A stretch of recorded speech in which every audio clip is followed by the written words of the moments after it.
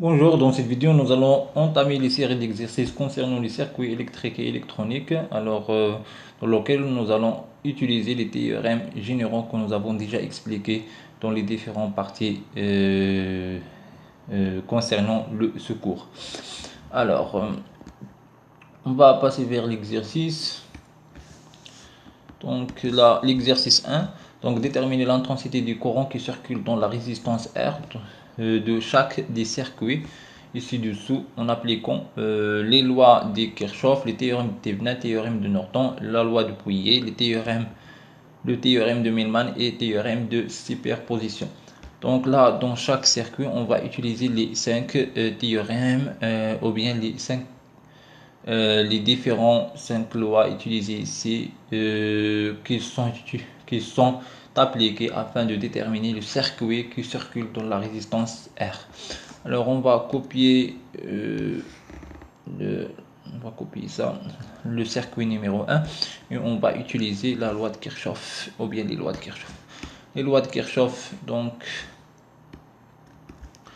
les lois de Kirchhoff sont la loi de nœud et la loi de Maille. Donc on va commencer ici. Alors on va commencer par application. On applique donc. Alors on veut tout d'abord. Alors on veut le courant qui circule ici dans R. Donc alors on va noter I. D'accord. Là on a un nœud. Donc ici on a un générateur de tension idéal, donc qui donne une force électromotrice indépendante du courant. Donc là c'est E. Là le courant qui va sortir, on va le noter I1 et là c'est I2. Alors on applique la loi de nœud.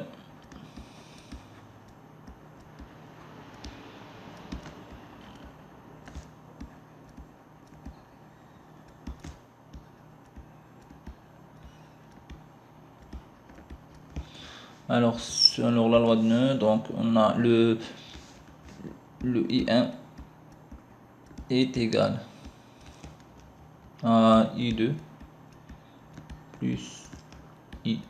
D'accord. Après, donc ici on a la loi de nœud. Maintenant, on va appliquer la loi de Maille. Donc, on va aller ici. Alors, on applique la loi de Maille.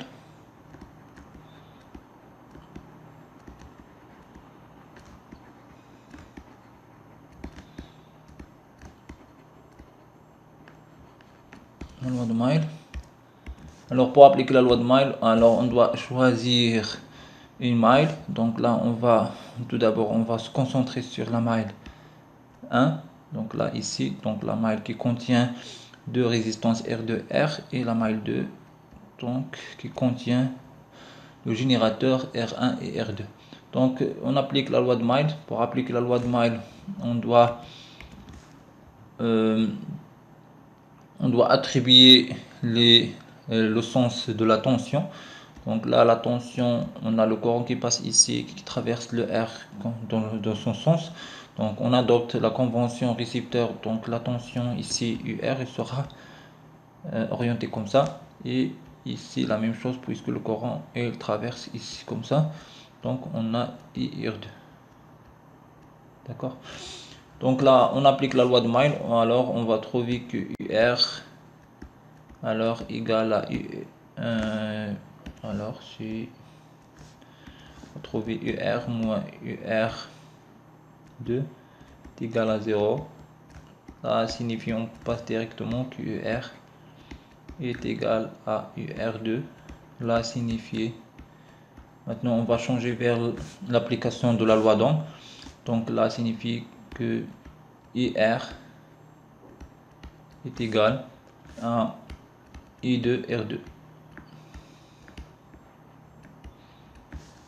Alors après, donc là est égal à 0. Là c'est 0. Alors, donc I2 est égal à IR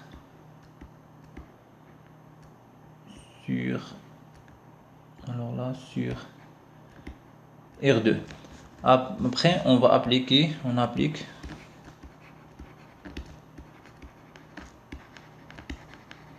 la loi de Maille.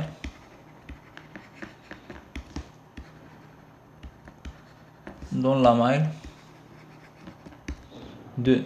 Dans la maille 2. Là, c'est la maille 1. Alors, on va trouver quoi? On va trouver que va d'abord orienter. On a la force électromotrice, il est déjà orienté.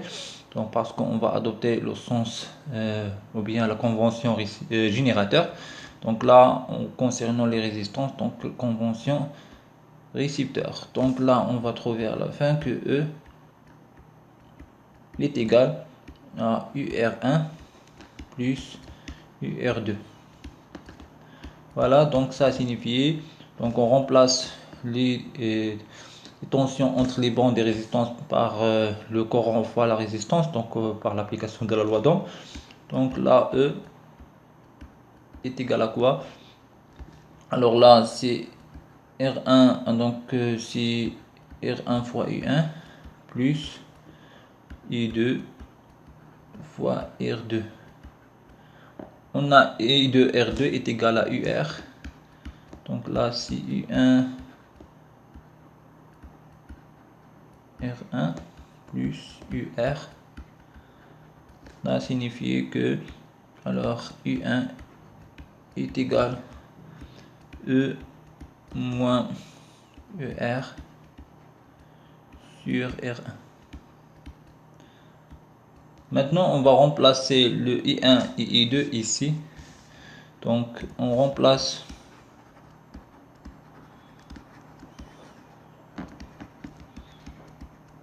I1 et I2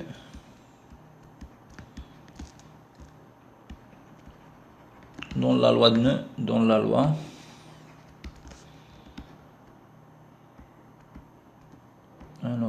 de nœud. Alors I est égal, alors on a I est égal à I1 moins I2, donc parce qu'on cherche I, donc on va remplacer I1 I2, donc là I1 c'est E moins UR sur R1 moins UR sur R2, UR sur R2. Alors on peut faire, c'est-à-dire on peut faire alors qui est égal, donc là on peut factoriser par UR, donc là UR, alors UR c'est bien moins UR c'est 1 sur R1 plus 1 sur R2, alors plus le E sur R1. Donc là on va alors à la fin, donc on factorise par R1 R2, donc on aura on déplace le résultat ici vers la gauche, donc I, donc on aura I, alors R1 R2 plus R1 plus R2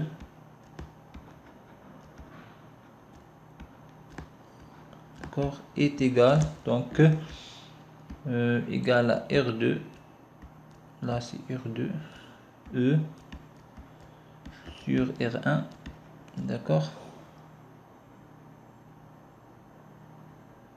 Non, alors ce sera comme ça, sauf ce sera comme ça, donc là c'est juste R2. Alors à la fin, le I est égal R2E sur R1 R2 plus R1 plus R2. Voilà la formule. Voilà la formule concernant le I, donc la relation, donc là c'est 2 R2. Alors il suffit d'appliquer et de faire l'application numérique, d'accord? remplacer les différents R et E par ces valeurs ici.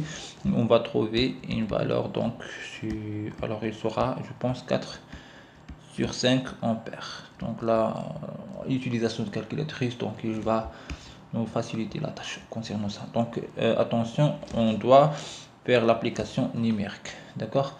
Voilà, merci, à très bientôt. On va entamer les autres différents exercices dans les vidéos prochaines.